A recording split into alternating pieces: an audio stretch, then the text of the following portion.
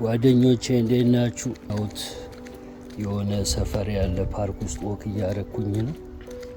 ፀሐዩ ሞቅ ደመቅ ያለ ነው ምናምን ነገር ከ30 በላይ ነው። ሰሞኑን በደንብ ፀሐይ እየወጣች ነው። ያው ኢንጆይ እያረግናት ነው። ምንም እንኳን አስቸጋሪ ቢሆንም አንዳንድ ጊዜ ከልክ ያለፈ ሙቀት ግን ከዛኛው ከልክ ካለፈው ብርድ ስለሚሻል ማማረር አያስፈልግም። ለማንኛውም አሁን ላወራችሁ የፈለኩት ወክ ስለማድረግ ምናምን ነው።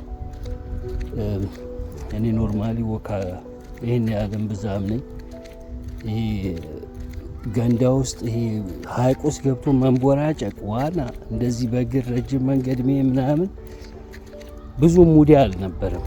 ከጊዜ ወደ ጊዜ ግን ያው ሰውነታችንም እየጨመረ እድሜያችንም እየጨመረ ሲሄድ ሳንወድ በግድ የግድ ወክ አድርጉ ምናምን እያለ የሚመክረን ብዛቱ ነፍ ነው እና ያንን ማዳመጥ ጥሩ ነው። ብቻ ወክ ምናምን ነገር አደርጋለሁኝ። ወክ ሳደርግ ደግሞ ያው እንደዚህ አይነት ደስ የሚል አካባቢ ስለምኖር በዛ ደስ ይለኛል። እግዚአብሔር ይመስገን። የሆነ ለራሳችሁ የሰሩላችሁ ነው የሚመስለው። በቃ ብዙ ሰው አታዩ ምናምን ነገር ከራሳችሁ ጋር የመሆን እድላችሁ ሰፊ ነው እና በቃ ወክ እያረጋችሁ የባጤ ቆጡን እያወጣችሁ እያወረዳችሁ ትሄዳላችሁ። ሪላክስ ታረጋላችሁ። ጥሩ ነው ለጤናም ለመንፈሳችንም ለአጠቃላይ ለሁለ ነገራችን ለአካል ብቃታችን ምናምን።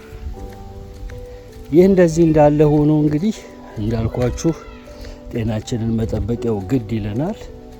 አንዳንድ ነገሮችን ማውጣት ማውረድና ማሰላሰል ማሰብ በትክክል ማሰብ ከዛ በኋላ ደግሞ ወደ ክንውኑ ወደ ድርጊቱ ስንመጣ ሁል ጊዜ መፍትሄ ልናገኝ እንችላለን። ቀድመን ነገሮችን በደንብ በትኩረት ካሰብናቸው ይህንንና የመሳሰሉትን ነገር ላወራችሁ ነው ያሰብኩት። ያው አውሮፓ እንግዲህ ደስ ይላል። ሰመር ላይ የሆነ ትታችሁን ሂዱ አይልም። ሁሉ ነገር ደስ ይላል።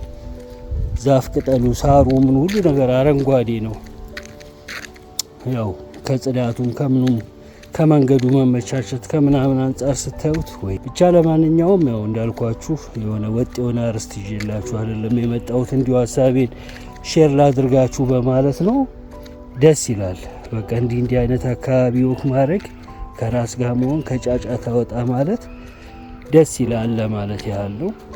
ትንሽ ወክ ማድረግ መለማመድም አይከፋም ለማለት ነው። አለበለዚያ እንደዚህ የመድበልበል እድላችን ሰፊ ስለሚሆን መጠንቀቅ አለብን የሚል ነገር ነው ያለኝ። እኔም ጀማሪ መንገደኛ ጀማሪ ወክ አድራጊ ነኝ። ያው እናንተን ለመምከር ብቆኛ አይደለም፣ ግን ያለውን የወረወረ ፈሪው የምንፉግ አይባልም እና ከዛ አንጻር ይውልኝ ለማለት ነው። ቀጥለው ወግ እስክንገናኝ ድረስ የቀደሙ ልጅ ነኝ። ምችት ይበላችሁ።